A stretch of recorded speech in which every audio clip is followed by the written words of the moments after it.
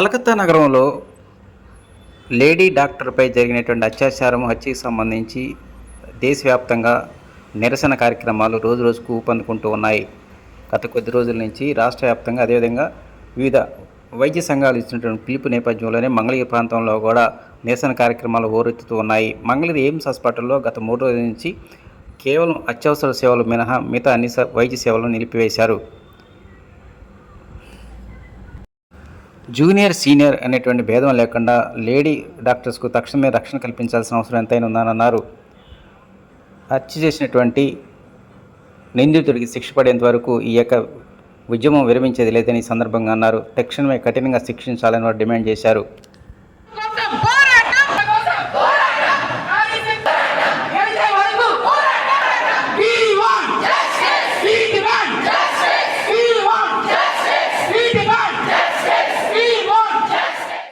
Names Mangalagiri general secretary మరియు radiology HOD మాట్లాడుతున్నాను.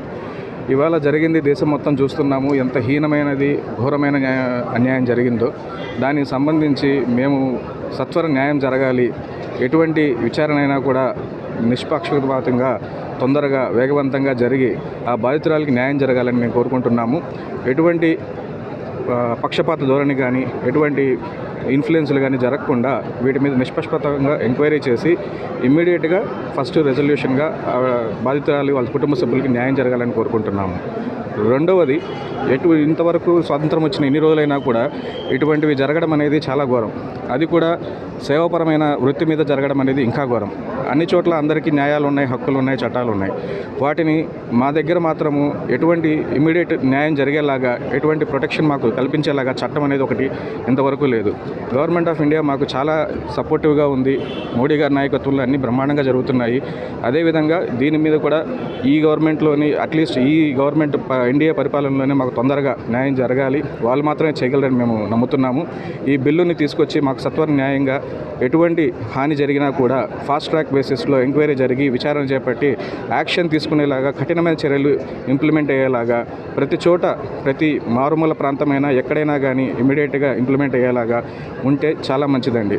అందులో ఇది ఒక్క వైద్య వృత్తి అని కాదు, ఇవాళ జరిగిన వృత్తి అనేది నేరం అనేది హీనమైన నేరం. అది ఆడవారికి సంబంధించింది. ఆల్రెడీ మనం నిర్భయ లాంటి ఘటన చూసాము.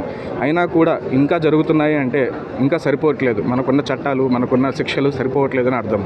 దానికోసం కొత్త చట్టాలని క్రియేట్ చేయాలనేసి తొందరగా దానికి న్యాయం జరిగేలాగా ఉండాలి అనేసి మా కోరిక, విన్నపము.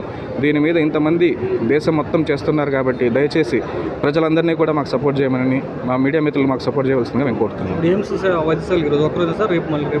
ఇవాళకైతే డెసిషన్ ఎమర్జెన్సీ సేవలు కంటిన్యూ చేస్తున్నాము. ఓపీడీ సేవలు ఆపాము. నెక్స్ట్ ఫర్దర్ ప్లాన్ ఏంటనేది మేము మళ్ళీ ఇంటిమేట్ చేస్తాం. ఈ పూటకైతే మాత్రం ఓపీడీ సేవలు లేవు. బట్ అడ్మిట్ అయిన వాళ్ళకి ఎమర్జెన్సీకి ఎటువంటి అసౌకర్యం కలగకుండా వాటిని కంటిన్యూ చేస్తున్నామండి.